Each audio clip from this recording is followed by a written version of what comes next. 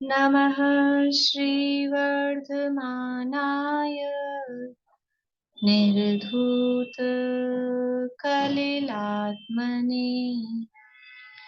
सालोकानां त्रिलोकानां यद्विद्यादर्पणायते यद्विद्यादर्पणायते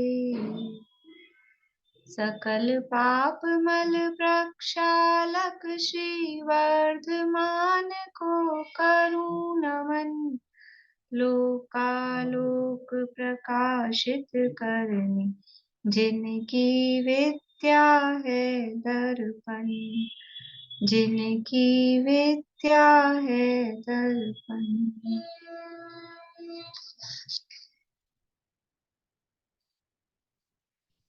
श्लोक पाठ करेंगे। सुनाना है किसी को पहला अधिकार। रत्नकरण शावकाचार्य नामक की ग्रंथ है, स्वामी समंत भद्राचार्य द्वारा रचित। इसके अंतर्गत दूसरा अधिकार सम्यक ज्ञान अधिकार ये हमारा प्रारंभ हुआ है। ज्ञान क्योंकि श्रद्धा और चारित्र का जो आधार आधार मतलब जिसके कारण श्रद्धा सम्यक होती है और जिसके कारण ही चारित्र भी सच्चा होता है, वो है उसके बीच की जो कड़ी है, जो सेतु है, वो है ज्ञान। ज्ञान नहीं होगा तो श्रद्धान भी सम्यक नहीं हो पाएगा। पहले ज्ञान होगा, फिर ज्ञान पूर्वक श्रद्धान सही होगा तो उस ज्ञान को सम्यक नाम बाद में मिलेगा। लेकिन ज्ञान वो आवश्यक है। ज्ञान के बिना चारित्र का तो वो महत्व है ही नहीं। श्रद्धा भी सम्यक नहीं हो पाती है। इसलिए यहाँ पर सम्यक ज्ञान का वर्णन कर रहे हैं। किसे कहते हैं सम्यक ज्ञान? सम्यक ज्ञान किसे कहते हैं?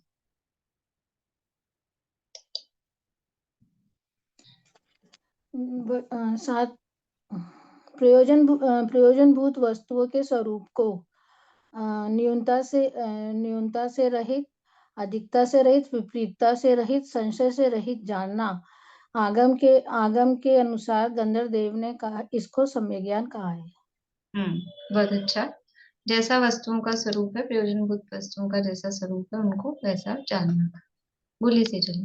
जय जिनेन्द्र ज्योति में ये कम से नहीं, अधिक नहीं, विपरीती नहीं, जो गंधर्व देव ने बोला है उसे सम्यक दर्शन कहते हैं, सम्यक ज्ञान। सम्यक ज्ञान कहते हैं। और एक पॉइंट और है, संदेह से रहित।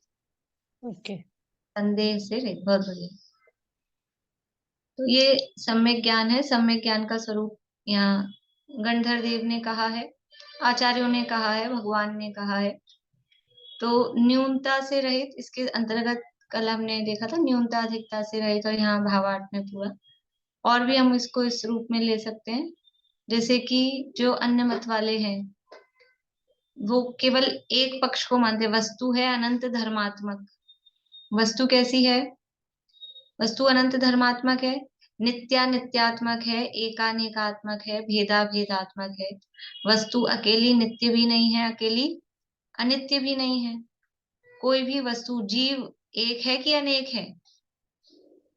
अनंत जीवों की अपेक्षा से नहीं, एक एक जीव भी एक है कि अनेक है?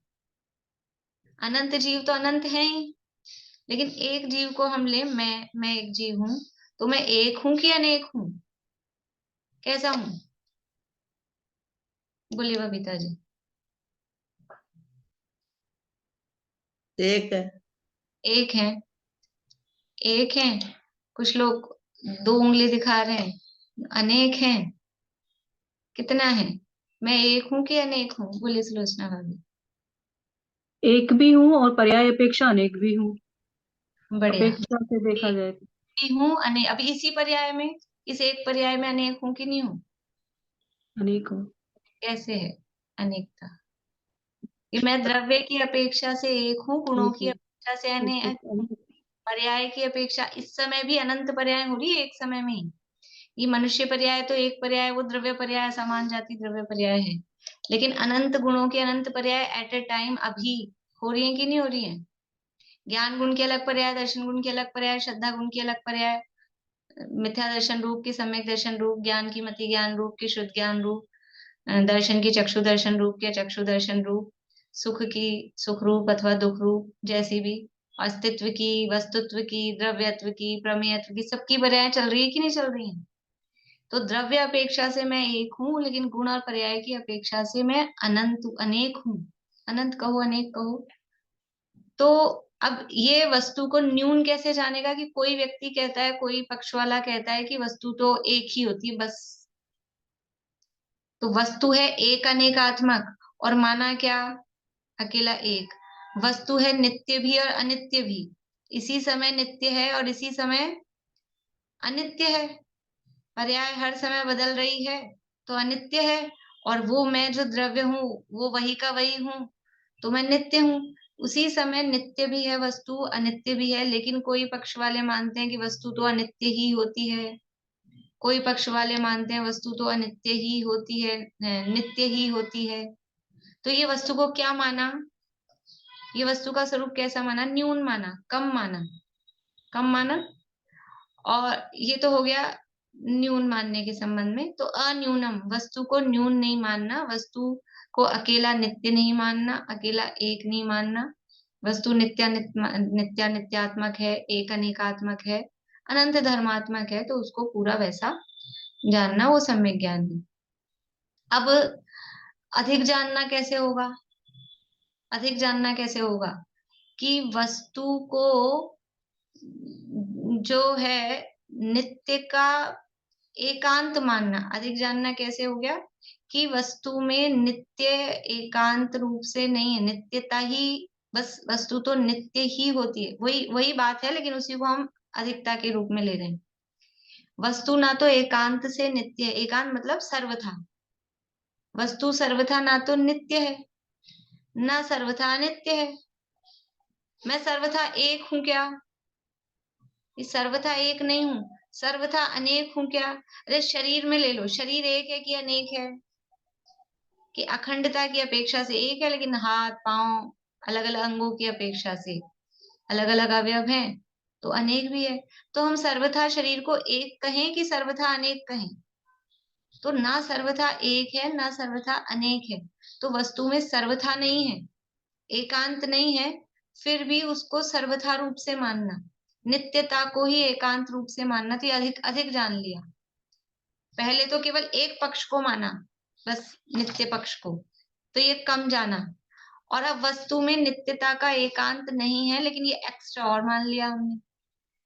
वस्तु है तो एक्चुअल में नित्यात्मक, लेकिन नित्यता को ही एकांत रूप से मान लिया, तो यही समझ लीजिए उसके संबंध में अधिक जानना हुआ। तो अन्य मतों के संबंध में कल तो हमने अपने वैसे उदाहरण देखे थे, अन्य मतों के संबंध में भी कोई मत वाले उसको कम जानते हैं, कुछ मत वाले उसको अधिक जानते हैं।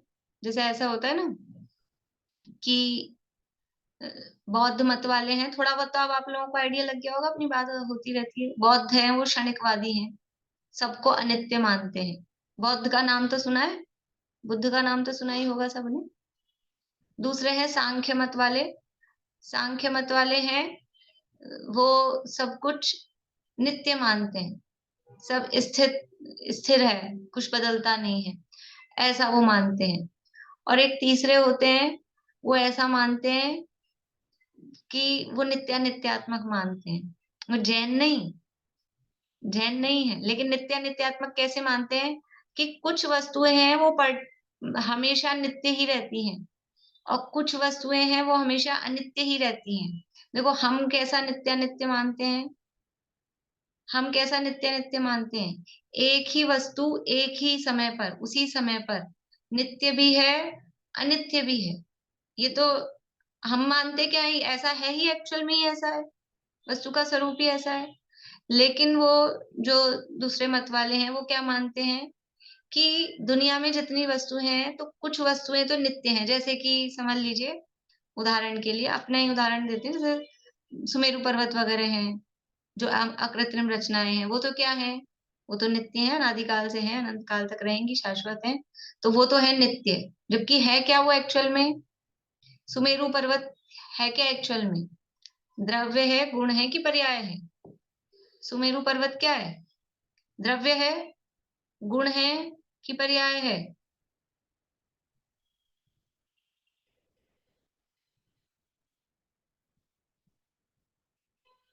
पर्याय है। पुद्गल का स्कंद है ना, स्कंद, स्कंद रूप पर्याय है, तो वो है तो पर्याय। तो पर्याय है तो नित्य हो सकती है क्या पर्याय? कोई भी पर्याय नित्य हो सकती है क्या? पर्याय तो एक समय की होती है, बदलती रहती है, तो उसमें भी निरंतर बदलाव होता रहता है। लेकिन वो कुछ चीजों को तो नित्य मानते हैं, और बाकी जैसे मनुष्य देव नारकी तिरंज और जो भी चीजें हैं उनको अनित्य मानते हैं। तो वो ऐसा नित्य नित्य मानते हैं। तो अब ये ऐसा नित्य नित्य मानना क्या हुआ? ये एक्स्ट्रा मानना हो गया। वस्तु में ऐसा स्वरूप ही नहीं है कि कुछ वस्तुएं तो नित्य हो, कुछ वस्तुएं अनित्य हो। ऐसा वस्तुओं का स्वरूप है क्या? ऐसा नहीं है। सभी वस्तुएं, दुनिया में जितने भी द्रव्य हैं, वो सभी द्रव्य हर समय ही नित्य हैं और हर समय ही अनित्य हैं। हर समय द्रव्य की अपेक्षा, स्वभाव की अपेक्षा से नित्य हैं, स्थिर रहते हैं, और पर्याय की अपेक्षा से बदलते रहते हैं हर द्रव्य। लेकिन अब वो द्रव्य में वो स्वरूप तो था नहीं, और ऐसा स्वरूप मान लिया, तो ये अधिक मानना। तो ये सब सम्यक ज्ञान नहीं है। कम जानना, अधिक जानना, विपरीत जानना, संशय सहित जानना, जो वस्तु जैसी है वैसा नहीं जानना, ये सब मिथ्या ज्ञान है। और यथार्थ रूप से जानना, वो सब सम्यक ज्ञान है। तो सुमेरु पर्वत की जो पर्याय वो चेंज होती रहती है? पर्याय तो बदलती है। प्रति समय अनंत परमाणु उसमें से निकलते हैं, अनंत परमाणु नए आते हैं, लेकिन वो अनादिकाल से अनंत काल तक हमको ऐसा का वैसा ही दिखता है। ऐसा नहीं होता है कि वो टूट फूट के कुछ बदल जाए, कुछ अलग हो जाए, कुछ छोटा हो जाए। जैसे शिखर जी के पहाड़ के लिए कहते हैं पहले बहुत बड़ा था, अब छोटा होता जा रहा है, कि क्षरण होता जा रहा है, ऐसा नहीं है। लेकिन फिर भी पर्याय तो बदलती ही है। अभी हम बैठे हैं, अब 1.5-2 घंटा बैठेंगे, कुछ लोग 1 घंटा बैठेंगे, कुछ लोग 2 घंटा बैठेंगे, तो कुछ परिवर्तन होगा कि नहीं होगा यहाँ बैठे बैठे? कि नहीं, हम जैसे बैठे थे वैसे ही हैं बिल्कुल। इतनी देर में कितने ही परमाणु शरीर में से निकल गए, कितने ही परमाणु नए आ गए, और काल बदला तो आयु के, मतलब बहुत सारा परिणाम उस हिसाब से अंदर इंटरनल होता ही रहता है। भोजन करके बैठे हैं तो 2 घंटे में पचेगा कि नहीं कुछ? प्यास व्यास लगेगी कि नहीं? ये सब परिणमन हो रहा है तब तो होगा। परिणमन प्रति समय होता है।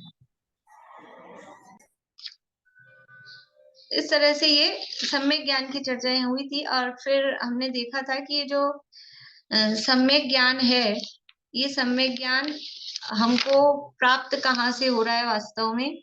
ये सम्यक ज्ञान है, ये जिनवाणी ही हमको, जिनवाणी से ही हमको ये सम्यक ज्ञान प्राप्त होता है।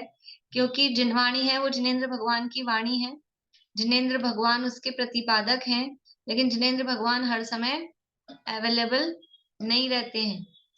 और जो गुरु मुनिराज आचार्य हैं, वो भी हर समय हमको उपलब्ध नहीं होते। उनका उपदेश भी हमको मोक्ष मार्ग में लगाने में कार्यकारी हो सकता है, लेकिन वो भी हर समय उपलब्ध नहीं होते हैं। तो ये जिनवाणी ही है, वो जिनेंद्र भगवान की वाणी आचार्यों के द्वारा ही लिखी गई, लेकिन ये हमको उपलब्ध है, सहज ही है। जिनवाणी का स्वाध्याय करना वो अपने हाथ की बात है ना, सहज है। कल हमने बात की थी, कभी भी जब मन आए, दिन में, रात में, सुबह पहले 5 बजे, सुबह पहले 5 बजे, 4:30 बजे, 4 बजे मन हो तो मंदिर पहुंचो, तो बंद हो, खुला नहीं हो, जाने आने की समस्या हो, और कई समस्याएं हो सकती हैं, लेकिन 4 बजे उठ के आपको स्वाध्याय करना है, जिनवाणी पढ़ना है, कोई समस्या नहीं है। और अब तो इतनी सुलभ हो गई, इतनी सुलभ हो गई कि हर जगह अपनी जेब में डाल के फिर रहे हैं, इतनी इतनी PDF रूप में जैसे हो गई है। तो ये जिनवाणी है, वो वास्तव में हमारे सम्यक ज्ञान रूप, सम्यक ज्ञान में निमित्त बनती है। तो वो जिनवाणी की जो कथन पद्धति है, जो शैली है, उस आधार पे यहाँ पे उसका वर्णन किया गया है। जिनवाणी की कथन करने की 4 प्रकार की पद्धतियां हैं। जिनवाणी के जो कथन करने की पद्धति है उसको अनुयोग कहते हैं। अनुयोग, वैसे अनुयोग का अलग अलग जगह अलग अलग अर्थ किया गया है। अनुयोग का मतलब है कि कहीं कोई ग्रुप बना दिया, कहीं कोई पॉइंट्स बनाए, उसको भी अनुयोग कहते हैं। यहाँ पर अनुयोग क्या है? जिनवाणी के कथन करने की पद्धति को अनुयोग कहते हैं। जिनवाणी की कथन शैली, एक अपना पाठ भी हो चुका है विद्या ज्ञान पाठमाला में, 4 अनुयोग वाला, उसमें भी हो चुका है, और मोक्षमा प्रकाशक में भी 8वां अधिकार में चला था। तो ये जिनवाणी के जो कथन करने की पद्धति है वो 4 अनुयोग कहलाती है, और ये जो पद्धति है 4 प्रकार की है, इसलिए उसको 4 अनुयोग कहते हैं। कौन कौन से हैं 4 अनुयोग? 4 अनुयोग कौन कौन से हैं?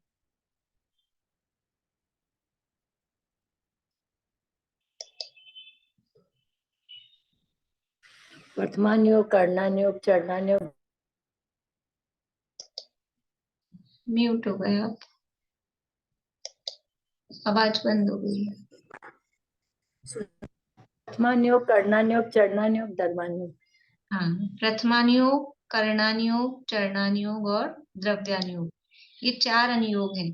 तो इनकी अलग अलग कथन की स्टाइल है। यानी जिनवाणी का स्वाध्याय करने से पहले ये उसकी स्टाइल समझनी पड़ेगी।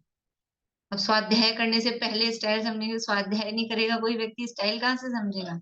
वो स्टाइल समझना भी स्वाध्याय में ही होगा। स्वाध्याय करने बैठेगा तो ही उसकी स्टाइल समझ पाएगा। देखो, जिनवाणी अपनी माँ है, जिनवाणी माता बोलते हैं ना, जिनवाणी माता, द्वादशांग में जिनवाणी माता की जय।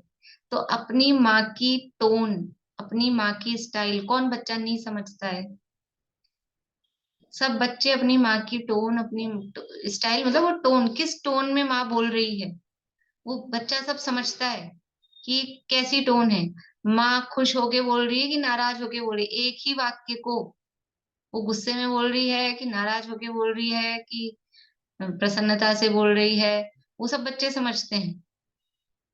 दादा इसके लिए उदाहरण देते हैं कि कोई बच्चा आया रात को देर से 12 बजे घर, और दरवाजा खटखटाया और माँ ने गेट खोला, और पुराने जमाने का उदाहरण समझ लो, आजकल के तो जमाने बदल गए।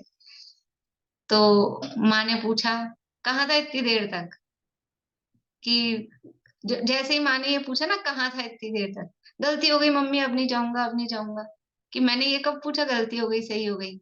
कि नहीं, मैं मूवी देखने चला गया था। अच्छा, तो तू वहीं जा, एक और शो देखिया, वहीं बैठा रहना, ऐसा मम्मी ने बोला। तो वो बच्चा क्या समझता है? अरे वाह, मम्मी कितनी खुश है, बड़ी प्रसन्न है, पिक्चर देखने को कह रही है, एक और शो। तो वो ऐसे बोलता होगा, लाओ मम्मी रुपये दे दो, टिकट के एक और 500 का नोट दे दो, ऐसा बोलता है? या वो क्या बोलता है कि नहीं, अब नहीं जाऊंगा, आज के बाद नहीं जाऊंगा, कभी नहीं जाऊंगा, इतनी देर लेट नाइट नहीं आऊंगा। वो उसकी टोन समझता है अपनी। ये तो बड़े बच्चे की बात होगी, मूवी तो बड़ा देखने जाएगा। छोटा बच्चा होता है ना, गोदी का, गोदी का मतलब 6-8-10 महीने का, साल भर का, वो भी टोन समझता है, स्टाइल समझता है, आप कैसे बात कर रहे हो। मजाक मजाक में आप उसको हप हप कर रहे हो तो वो हंसता है, और आपने आंख तरेर के उसको हप किया है, रोने लग जाता है। वो स्टाइल समझता है कि कौन किस तरह से बोल रहा है। तो हम कैसे हैं? हम कैसे बच्चे हैं? जिनवाणी को माँ माँ तो करते हैं, और फिर माँ की स्टाइल, ये कहीं भी कोई भी वाक्य पकड़ के, देखो देखो यहाँ ऐसे लिखा है, यहाँ ऐसे लिखा है, अरे स्टाइल समझो भाई, किस अनुयोग में, किस शैली में ये कथन किया गया है, तो उसकी शैली समझनी पड़ेगी कि जो भी कथन किया गया है वो किस उद्देश्य से, उस कथन का प्रयोजन क्या है। जो माँ ने ये बोला कि जा एक और शो देखिया, अब आना ही मत घर में, या कभी कभी माँ ऐसा कहती है, कोई छोटा बच्चा होता है और बार बार में आग के पास आता है, गर्म चीज रखी उसके पास आता है, तो क्या कहती है, अब तू इधर आया ना, तेरे तेरी टांगे तोड़ दूंगी। तो वो क्या समझता है, जाके पुलिस में रिपोर्ट लिखा के आता होगा कि मेरे पे जानलेवा हमला होने वाला है, मेरी माँ मेरी टांगे तोड़ने वाली है। कि वो समझता है ना स्टाइल, कि टांग वांग तोड़ने वाली नहीं है माँ, ये स्टाइल समझता है। तो जिनवाणी में भी ये 4 अनुयोगों की कथन शैली समझना बहुत आवश्यक है। अब हम जो पढ़ने जा रहे हैं, हम ये जो शास्त्र पढ़ने जा रहे हैं, इसमें मुख्यता किसकी है? चरणानुयोग की है। तो अब जो हम शास्त्र पढ़ रहे हैं, तो उसमें जिस शैली में वो लिखा गया है, तो उसमें कैसे कथन आएंगे, वहां निश्चय की प्रधानता होगी वास्तविक कथनों, वास्तविक मतलब जो वस्तु का स्वरूप है वैसी, या उपचरित कथनों की प्रधानता होगी, व्यवहार के कथन की प्रधानता होगी। जो भी कथन किए जाएंगे वो किस किस जो अनुयोग है उसमें उस तरह से बात की जाएगी, जिस तरह की कथन पद्धति है। तो ये समझना बहुत आवश्यक है। इसलिए यहाँ पे 4 अनुयोगों का स्वरूप, 4 श्लोक मात्र दिए हैं, 4 अनुयोगों का स्वरूप यहाँ पर बताया। क्यों दिया? देखो, सम्यक ज्ञान का प्रकरण है, और दूसरे वर्णन भी कर सकते थे, और शास्त्रों में भी जो चरणानुयोग के और शास्त्र हैं आचरण के, श्रावकाचार के, वहां पर भी सम्यक ज्ञान का अधिकार है। तो ज्ञान के अंग, जैसे यहाँ सम्यक दर्शन के 8 अंग और इसका वर्णन किया, इसी तरह सम्यक ज्ञान के भी होते हैं 8 अंग, और उसके भी दोष वगैरह होते हैं, वो सारा वर्णन कर सकते थे। वर्णन करने की कमी थोड़ी ना थी, और ऐसा तो है नहीं कि आचार्य को ज्ञान नहीं होगा, वो सब था। लेकिन उन्होंने 4 अनुयोगों का स्वरूप यहाँ दिया। क्यों दिया? कि ये बहुत जरूरी है। जब तक हम अनुयोगों का स्वरूप नहीं समझेंगे, जैसे कर्णानुयोग जब हम पढ़ रहे थे, अब समझ लीजिए करण की चर्चा हम पढ़ रहे थे, अधय करण अपूर्व करण, तो क्या स्थितियों को कम करता है इतने, अब जो नवीन कर्म बांध रहा है वो कम कम स्थिति के बांधता है, और फिर वो ऊपर से कर्मों को नीचे कर देता है, यहाँ जगह खाली कर देता है। तो भाषा कैसी बोल रहे हैं हम? ये कर देता है, कुछ कर्म ऊपर भेज दिए, कुछ कर्म नीचे भेज दिए। तो अगर ये समझेगा नहीं कि ये कर्णानुयोग की ऐसे ही कथन की पद्धति है, तो जो इसको ये नहीं पता होगा कि व्यवहार में इसी तरह से बोला जाएगा, तो वो क्या समझेगा कि कर्म पड़े होंगे कहीं उठा के ऊपर रखना है, कि फिर नीचे रखना है, कि इधर भेजना है, कि क्या करना है। तो ये कथन पद्धति वहां ऐसा ही बोला जाएगा। अब वहां बार बार में ऐसा कहें कि जीव के परिणामों के निमित्त से ऐसा, तो वो ऐसा लंबा लंबा वाक्य नहीं चलता है, शॉर्ट में चलता है। हम लोग नहीं काम में लेते हैं ऐसे। हम क्या बोलते हैं, ये जरा तवे की रोटी संभालना, मेरे फोन सुन के आती है। किसी को हम क्या बोलते हैं, अपने घर में 2 लेडीज हों, फोन बज गया हो, तो हम क्या कहेंगे, मम्मी जी ये तवे की रोटी संभालना, मैं जरा आती हूँ। तो तवे की रोटी होती है क्या? रोटी तवे की होती है क्या? कहीं की होती है रोटी? रोटी तो गेहूं की होती है, बाजरे मक्के की, जो भी चल रही हो जिसके यहाँ, रोटी तो उसकी होती है ना, तवे की रोटी होती है क्या? लेकिन हम क्या बोलते हैं, अच्छा ये डब्बे वाली रोटी इनको दे देना, कैसरोल वाली। तो रोटी कैसरोल की होती है। चीनी का डब्बा, डब्बा चीनी का होता है।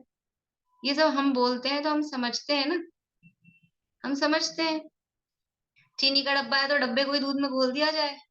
जैसे कल मैंने कहा था ना कि वो शाम को, कि वो वही खा जाते हैं अपन, जिसमें सॉफ्टी आइसक्रीम भरी है, वो जिस पात्र में, वो कोन भी खा जाते हैं। तो जिसमें चीनी भरी है वो डब्बा भी खा जाओ, वो डब्बा भी दूध में घोल के पी जाओ।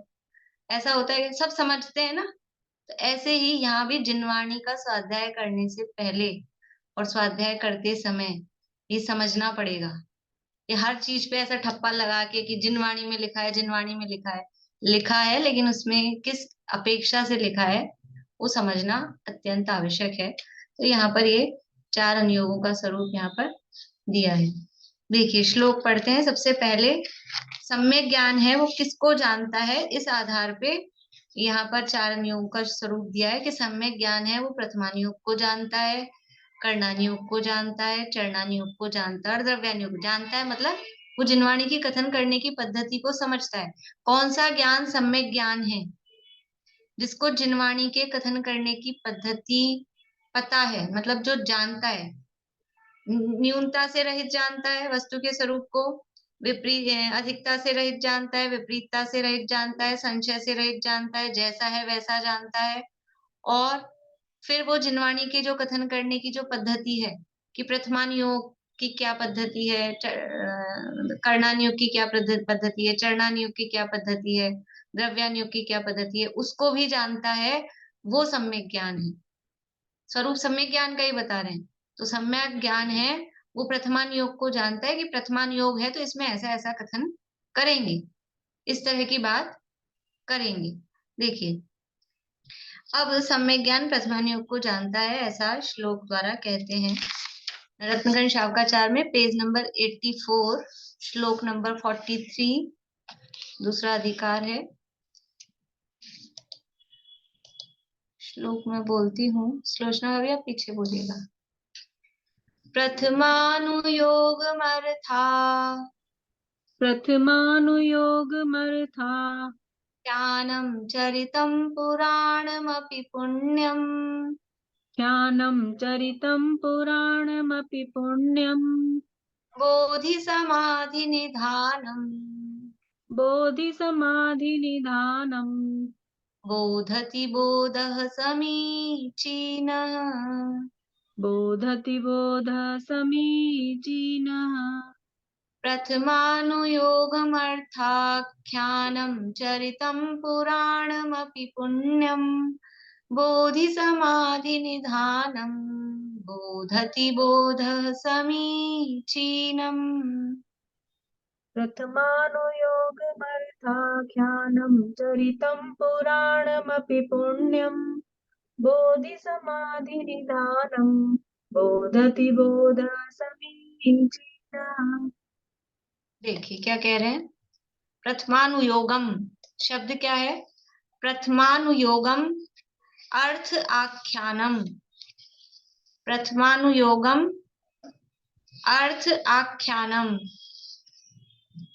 चरितम पुराणम अपि पुराणमपि है पुराणम अपि पुण्यम पहले ही शब्द में है थोड़ा सा संधि ज्यादा। प्रथमानुयोगम अर्थ आख्यानम चरितम पुराणम अपि पुण्यम फिर बोधि समाधि निधानम और बोधति बोधय समीचीनम। नीचे तो कोई संधि नहीं है सीधे सीधे शब्द हैं। प्रथमानुयोगम प्रथमानुयोगम यानी प्रथमानुयोग को अर्थ आख्यानम जो इसका अन्वय मतलब ये शब्द आपस में नहीं जुड़ेंगे कोई आगे पीछे ऐसे जुड़ेंगे अभी अपन केवल वर्ड मीनिंग देख रहे हैं। अर्थ अर्थ का मतलब है पदार्थ और पदार्थ का मतलब है यथार्थ वस्तु। तो यथार्थ वस्तु उसका जो स्वरूप है उसका आख्यान आख्यान यानी व्याख्यान करना प्रतिपादन करना वर्णन करना। तो अर्थ आख्यानम यथार्थ वस्तु स्वरूप का प्रतिपादन। चरितम चरितम यानी चरित्र और पुराणम पुराणम यानी पुराण और पुण्यम पुण्यम यानी पुण्य। तो चरित्र किसे कहते हैं और पुराण किसे कहते हैं वो नीचे यहाँ अर्थ में भी दिया है अभी पढ़ते हैं वहीं से अपन। फिर है बोधि समाधि निधानम। एक अपने कहानियों की किताब है प्रथमानुयोग की उसका नाम ही है बोधि समाधि निधान वो यहीं से लिया है शब्द। बोधि का मतलब क्या है बोधि किसे कहते हैं। बोधि तो अपन ने पढ़ा है। बोधि शब्द कहाँ पढ़ा हुआ है। बोधि शब्द कहाँ पढ़ते हैं और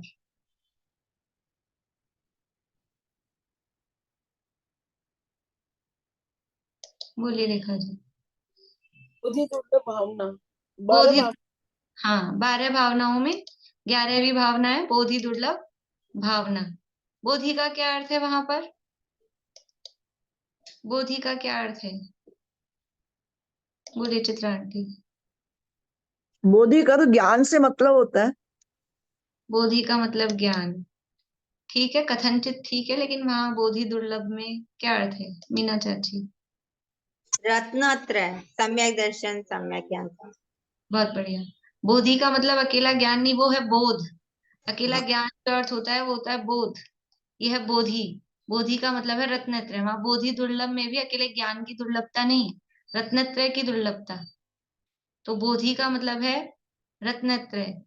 समाधि समाधि का मतलब है कि समता भाव समधि सम और धी समता भाव और नीचे दिए हैं अर्थ कि उस वो जो रत्नत्रय है उस रत्नत्रय को जीवन पर्यंत अंत समय तक उसका निर्वाहन करना वो कहलाता है समाधि।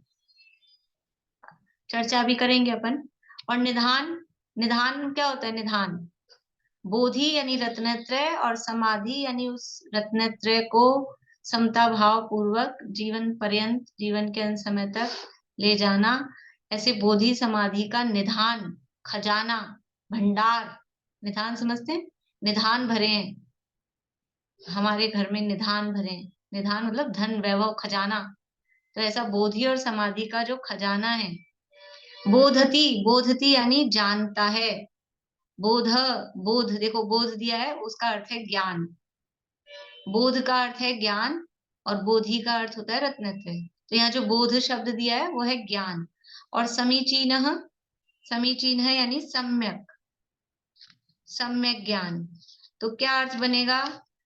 समीचीन बोध, सम्यक ज्ञान, वो क्या है? बोधती, वो जानता है। सम्यक ज्ञान जानता है। किसको जानता है? प्रथमानुयोगम, प्रथमानुयोग को, प्रथमानुयोग को सम्यक ज्ञान जानता है। अब वो कैसा है, प्रथमानुयोग कैसा है, तो उसकी सारी विशेषताएं फिर बीच में बताइए। बात क्या कह रहे हैं? प्रथमानुयोगम नहीं, बोध है यानी समीचीन बोध है, सम्यक ज्ञान प्रथमानुयोगम बोधती। जो सम्यक ज्ञान है वो प्रथमानुयोग को जानता है। अब वो प्रथमानुयोग कैसा है? तो अर्थाख्यानम, क्या है? अर्थ, वस्तु के यथार्थ स्वरूप का आख्यान, प्रतिपादन करने वाला है, यानी परमार्थ का, वास्तविकता का कथन करने वाला है। अर्थाख्यानम। फिर चरितम, चरितम मतलब चरित्र का। पुराणम यानी पुराण का। पुण्यम यानी जिससे पुण्य बढ़े, पुण्यवर्धक। और बोधि समाधि का जो निधान है, ऐसा ये प्रथमान योग है। अर्थाख्यानम है, चरित्र का वर्णन है, पुराण का वर्णन है, पुण्य को बढ़ाने वाला है, बोधि समाधि का निधान है, ऐसा वो प्रथमान योग होता है। देखिए अर्थ क्या बना कि जो सम्यक ज्ञान है वो वास्तविक जो वस्तु का स्वरूप है उसका अर्थ कराने वाला। चरित्र, देखो चरित्र का नीचे दिया है, चरित्र किसे कहते हैं? दो तरह के ग्रंथ होते हैं प्रथमान युग के, आप लोगों ने देखे होंगे। तो चरित्र जिसके नाम में आता है, श्रीपाल चरित्र, श्रेणिक चरित्र, सुना है ऐसे नाम? तो जिसमें किसी एक ही महापुरुष की कथा का वर्णन हो वो तो कहलाते हैं चरित्र ग्रंथ। किसी एक ही महापुरुष की वर्णन जिसमें है। और पुराण किसे कहते हैं? पुराण सुना है, हरिवंश पुराण, पद्म पुराण, आदि पुराण, ये पुराण। 24 तीर्थंकर पुराण, ये पुराण क्या है कि जिसमें एक से अधिक महापुरुषों का जीवन चरित्र का जिसमें वर्णन हो वो कहलाता है पुराण। और इसमें केवल एक ही व्यक्ति के जीवन का वर्णन हो महापुरुषों में वो कहलाता है चरित्र। हमारा वर्णन हो वो नहीं चरित्र। महापुरुष जो 63 सलाह का 169 महापुरुष हैं उनके जीवन का जिसमें वर्णन हो, तो एक ही का हो तो वो कहलाता है चरित्र। और जिसमें एक से अधिक का वर्णन हो तो वो कहलाता है पुराण। जैसे कि किसी ने पढ़ा है पूरा हरिवंश पुराण या पूरा पद्म पुराण या पूरा आदि पुराण? कोई है? कविता जी, अर्चना जी, रेखा जी, अरे वाह, शीला भाभी, काफी लोगों ने पढ़ा है। ध्यान है कुछ? जैसे हरिवंश पुराण है या पद्म पुराण है तो वो डायरेक्ट, अब हम कह रहे थे हरिवंश पुराण में किसका वर्णन है कि साहब नेमिनाथ भगवान का वर्णन है, या अपन तो ऐसा ही कह देते महाभारत है, जैन महाभारत। लेकिन ऐसा नहीं है। वो शुरू कहाँ से होता है? शुरू ऋषभदेव से होता है, वहीं से शुरू होता है। फिर शुरू में तो ऐसा लगता है कि हम नेमिनाथ भगवान का, कृष्ण जी का पढ़ रहे हैं, कि ये आदिनाथ का पढ़ रहे हैं, आदिनाथ का, भरत जी का, ये फिर 3 लोग का। और अकेले ऐसा नहीं है कि प्रथमान योग का है तो अकेले वही वर्णन है। पूरा 3 लोग की रचना का वर्णन हरिवंश पुराण में, यानी जब कभी रेफरेंस दिए जाते हैं ना, कोट किया जाता है, तो हरिवंश पुराण के बहुत रेफरेंस 3 लोग की रचना में दिए जाते हैं। पूरा वो वर्णन है। न्याय का वर्णन होता है, जहाँ कहीं उपदेश की बात आ जाए तो फिर न्याय संबंधी प्रकरण आ जाता है, तो वो सब होता है। तो ये पुराण है ना, वहां वो शुरू करेंगे, फिर बीच बीच में जो जो भी जितनी भी अपनी छोटी छोटी कथाएं निकलती हैं, छोटी छोटी जो कहानियां, जैसे रक्षाबंधन की कथा है, और जो जो भी जो अपने बोधि समाधि निधान में कहानियां हैं छोटी छोटी, वो सब कहाँ है? कि ये इन्हीं पुराणों के बीच बीच में से। तो और ये पवनंजय अंजना वाली कथा है, तो ये कहाँ है? कि वो पद्म पुराण चल रहा था, बीच में उनका हनुमान जी का उत्पत्ति का वो वर्णन आ गया, और इसी तरह से। तो उसमें बहुत सारे जो अन्य 63 शिला का पुरुष हैं उनका वर्णन जिसमें हो जाए वो है पुराण।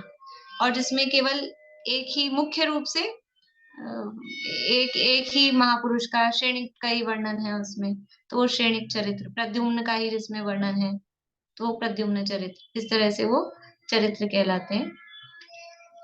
तो अर्थ क्या हुआ कि जो सम्यक ज्ञान है, सम्यक ज्ञान वो वास्तविक सत्य यथार्थ वस्तु स्वरूप का प्रतिपादन करने वाले और एक ही पुरुष की कथा और 63 सलाका पुरुषों संबंधी कथा और पुण्य को बढ़ाने वाली तथा बोधि समाधि के निधान रूप प्रथमान योग को जानता है। ये तो सीधा सीधा सा इसका अर्थ हुआ।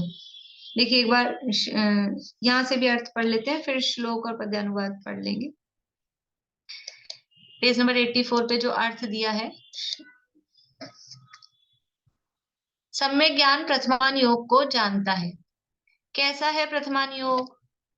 जिसमें धर्म अर्थ काम मोक्ष रूप चारों पुरुषार्थ का कथन है। देखो यहाँ जो अर्थाख्यानम का अर्थ किया है ना, तो यहाँ अर्थ का आख्यानम में जो अर्थ पुरुषार्थ है, तो अर्थ पुरुषार्थ से चारों पुरुषार्थ ले लिया।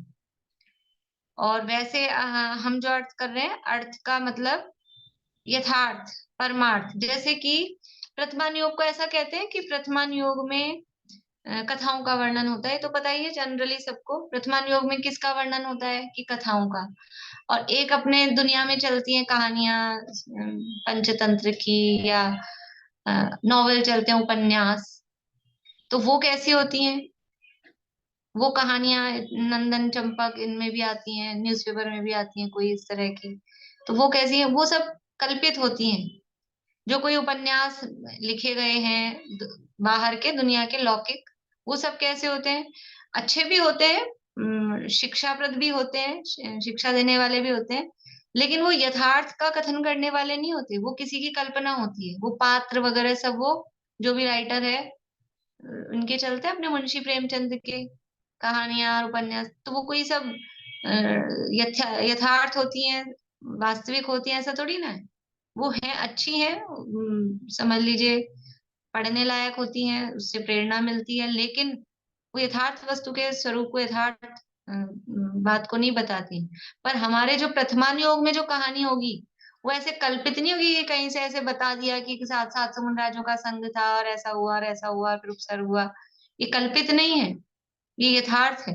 जो भी कहानियां जैसी जैसी भी प्रतिपादन हुआ है, कौरवों का, पांडवों का, रामचंद्र जी का और 24 तीर्थंकरों का, तो वो यथार्थ वस्तु का स्वरूप बताती है। इसलिए अर्थाख्यानम की परमार्थ का कथन करती है। वस्तु जैसी है, जैसा वस्तु, वस्तु मतलब अब यहाँ घटना को वस्तु रूप से देख लो कि जो घटना जो परिस्थिति जैसी हुई उसको उसी रूप में कथन करती है। तो वो, और यहाँ पर जो अर्थ किया है वो चार पुरुषार्थों की अपेक्षा से किया है। कैसा है प्रथमान योग? जिसमें धर्म अर्थ काम मोक्ष रूप चारों पुरुषार्थ का कथन है। इनकी चर्चा अपन कल करेंगे, चार पुरुषार्थों की। एक पुरुष की मुख्यता से जो वर्णन होता है वह चरित्र कहलाता है, तथा जिसमें 63 सलाका पुरुषों के संबंध में वर्णन होता है उसे पुराण कहते हैं, वह भी प्रथमान योग कहा जाता है। सम्यक दर्शन आदि जिन्हें नहीं था उन्हें सम्यक दर्शन ज्ञान चारित्र की प्राप्ति होना बोधि कहलाता है, और जिन्हें सम्यक दर्शन ज्ञान चारित्र था उसकी परिपूर्णता समाधि कहलाती है। प्रथमान योग रत्नत्रय की प्राप्ति और परिपूर्णता का निधान है, उत्पत्ति का स्थान है, पुण्य होने का कारण है, अतः पुण्य है। ऐसे प्रथमान योग को सम्यक ज्ञान ही जानता है। इसकी विशेष चर्चा और भावार्थ की चर्चा वो अपन कल करेंगे। अभी श्लोक और पद्यानुवाद का पाठ करते हैं। देखिए श्लोक तो बोलते हैं अपन, प्रथमानुयोगमर्था ख्यानम चरितम पुराणमपि पुण्यम बोधि समाधि निधानम बोधति बोधः समीचीनः।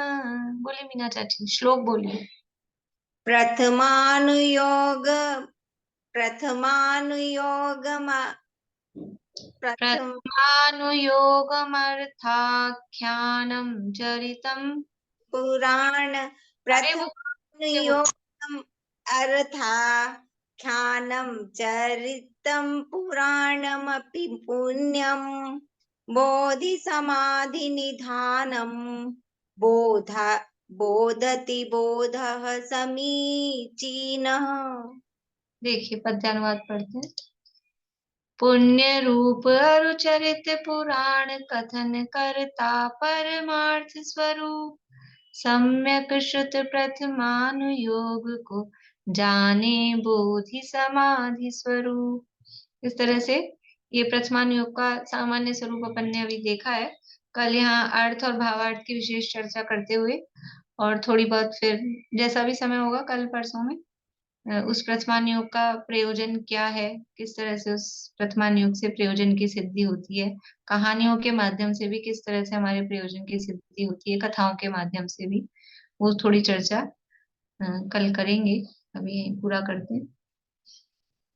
ठीक है।